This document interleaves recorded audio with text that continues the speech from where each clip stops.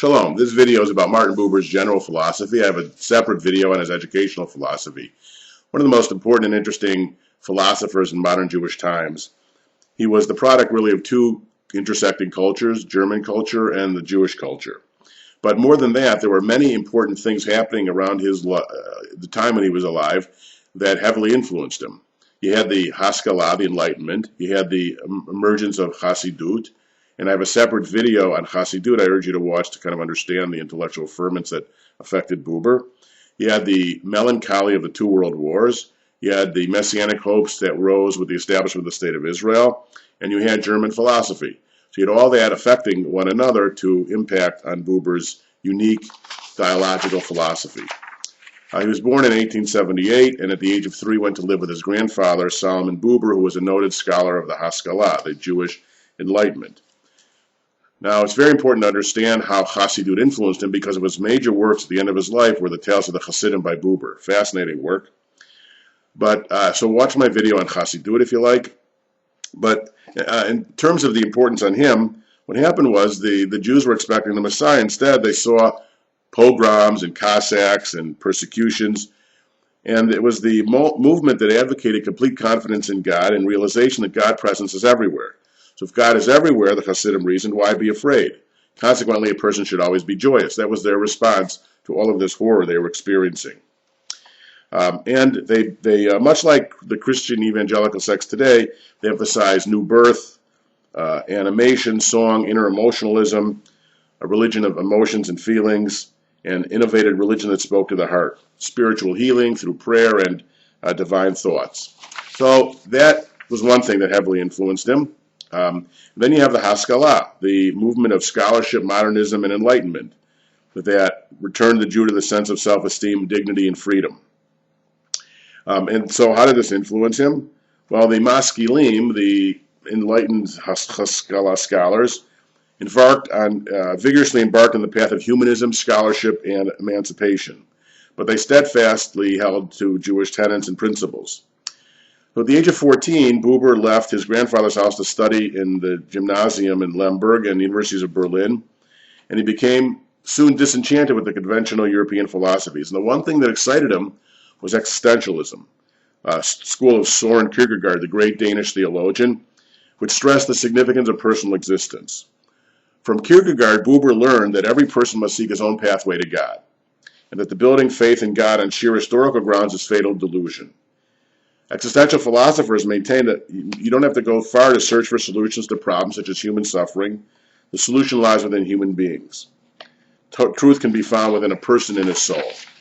So from all of this, Buber established one of the most important phrases in modern thought, I think, which is called the I-thou. And basically, the whole goal is the concept of unity.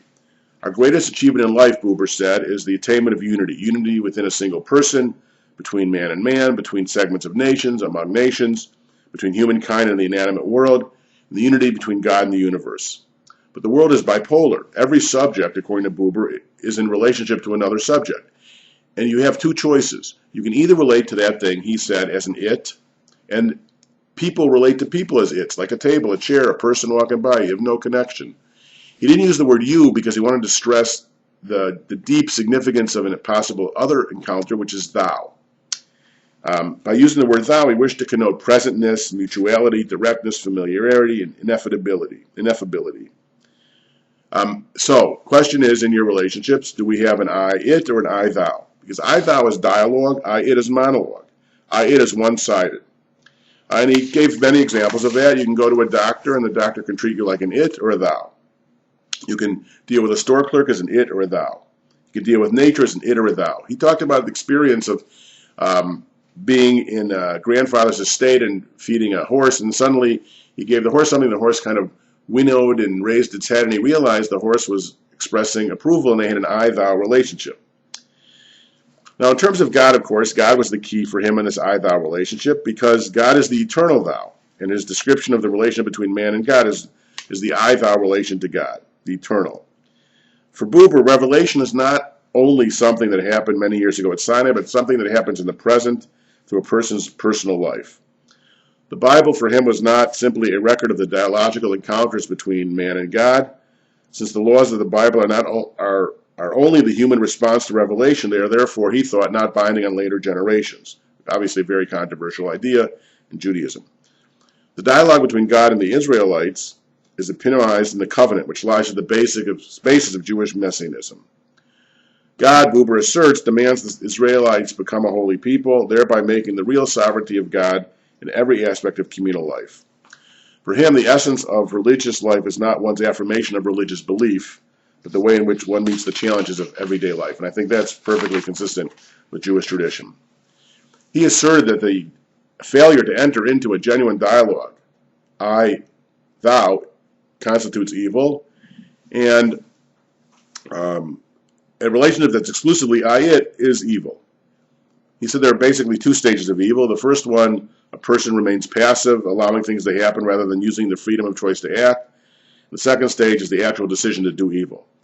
And later, when confronted with the Holocaust, he developed a new concept called radical evil that asserts that there are extraordinary times when God withdraws his presence from humanity.